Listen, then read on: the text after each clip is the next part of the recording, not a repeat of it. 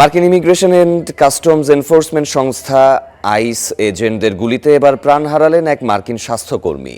Police জানায় federal এজেন্টদের অভিযানে গুলিবিদ্ধ ৩৭ বছরের অ্যালেক্স প্রেটি হাসপাতালে মারা যান। তবে এই হত্যাকাণ্ডের দায় অস্বীকার করেছে হোমল্যান্ড সিকিউরিটি বিভাগ।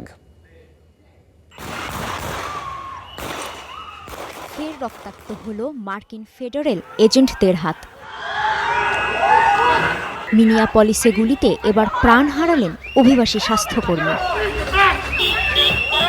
যুক্তরাষ্ট্রের মিনিসোটা অঙ্গরাজ্যের এই শহরে প্রতিদিনই ধরপাকড়ের শিকার হচ্ছেন অভিবাসীরা।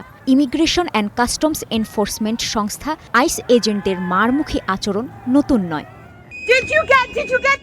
তীব্র তুষারঝড়ের মতো বৈরী আবহাওয়াতেও নমনীয় হননি সশস্ত্র কর্মকর্তারা। ট্রাম্প প্রশাসনের নির্দেশে ডেমোক্র্যাট অধ্যুষিত অঙ্গরাজ্যটিতে একরকম তাণ্ডবই চালাচ্ছে সংস্থাটি। বরাবরের মতো এদিনও আইসের অভিযানের বিরুদ্ধে শান্তিপূর্ণ প্রতিবাদ করছিল এলাকাবাসী।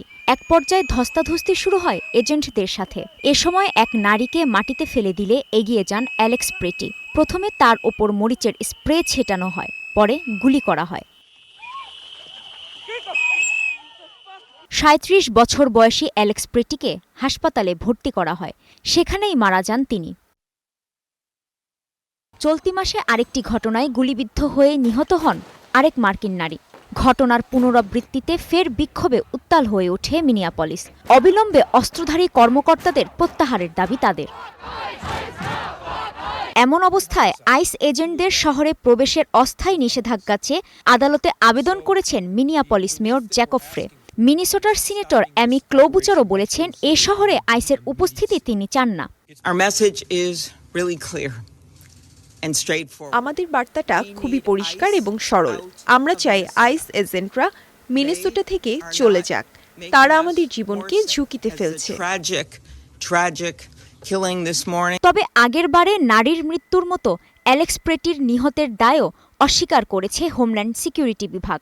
দাবি করা হয় আইস সদস্যদের সাথে প্রথমে আক্রমণাত্মক আচরণ করেন অ্যালেক্স প্রেটি নিজেই, পরে আত্মরক্ষায় গুলি ছোড়েন এজেন্টরা। ওই ব্যক্তি আইন শৃঙ্খলা বাহিনীর অভিযানকে বাধাগ্রস্ত করতে হাজির হয়েছিলেন। অস্ত্রধারী ছিলেন সে।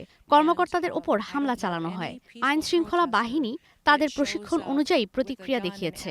সাধারণ মানুষের জীবন রক্ষার জন্য সঠিক পদক্ষেপ নিয়েছে।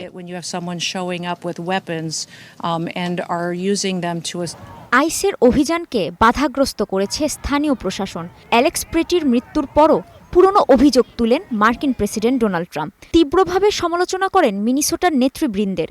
বলেন অনিয়মের কারণে সেখানে অবৈধ অপরাধীদের অনুপ্রবেশ ঘটেছে।